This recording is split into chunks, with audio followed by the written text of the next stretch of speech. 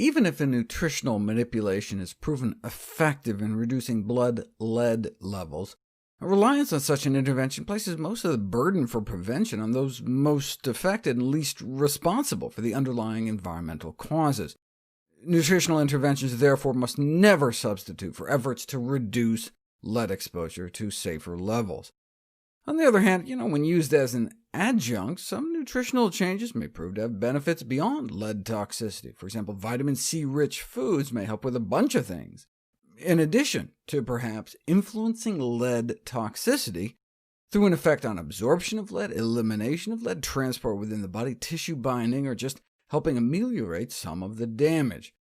But based on what? Well, in 1939, a remarkable study was published entitled Vitamin C Treatment in Lead Poisoning, in which 17 lead workers were given 100 milligrams of vitamin C a day, the amount found in 1 or 2 oranges, and with practically all of them there was a marked gain in vigor, color of skin, cheerfulness, their blood, appetite, and ability to sleep.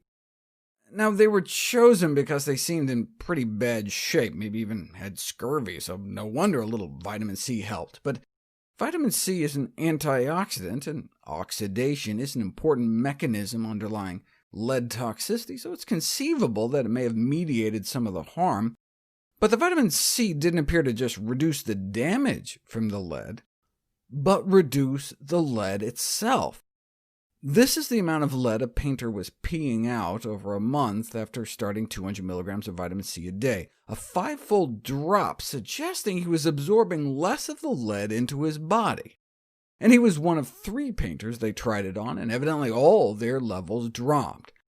The researchers concluded that those exposed to lead should be advised to include in their diet plenty of vitamin C-rich foods such as tomatoes, citrus, spinach, turnips, bell peppers, cantaloupe, etc.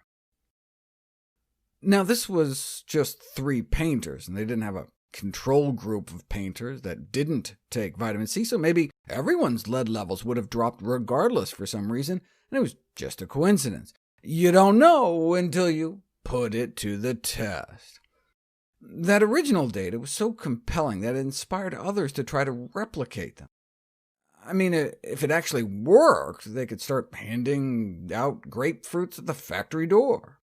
The earlier study didn't have a good control group, but they weren't going to make that same mistake this time. Half the group got 100 milligrams of vitamin C a day, not just for a month, but for a year.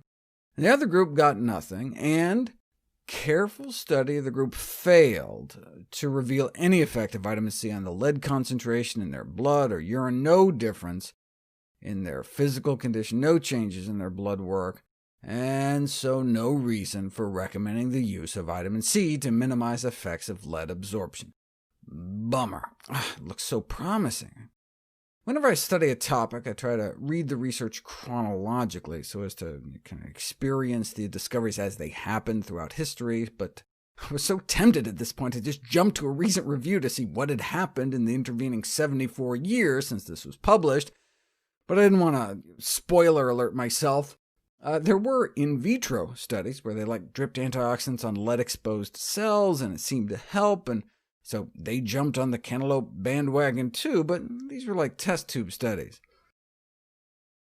The first population study was published in 1999, and they did find that those with high vitamin C levels in their blood tended to have lower lead levels.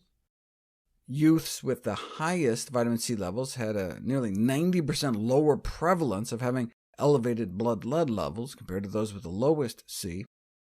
Now, this was a cross-sectional study, just a snapshot in time, so we don't know if the vitamin C caused a drop in lead. Maybe the lead caused a drop in vitamin C. Lead is a pro-oxidant, so maybe it just ate up the vitamin C. And hey, who has higher vitamin C levels? Those who can afford to have higher vitamin C levels, those who eat lots of fruits and vegetables. Maybe the lower vitamin C levels was just a proxy for being poor, and that's the real reason for their higher lead levels. Lots of good reasons to be eating more fruits and vegetables, and we should be eating more spinach regardless, but it'd be nice to know if it actually helps with lead poisoning or not. To know that, we need to put it to the test. Unfortunately, most of the published interventions are like this. What are the effects of dietary vitamin C supplementation on lead-treated sea cucumbers? Well, that's not very helpful. And there's a surprising number of articles on the effects of C supplementation on mouse testicles. But that's because lead may impair male fertility. Lead workers appear to have a reduced likelihood of fathering children. This may in part be due to oxidative stress, so how about giving an antioxidant like vitamin C and putting it to the testes? No, not rat testes. No, not frog testes. No, not crab testes. I didn't even know crabs had testicles. Here we go. The clinical relevance of vitamin C among lead-exposed infertile men, human men, which I'll cover next.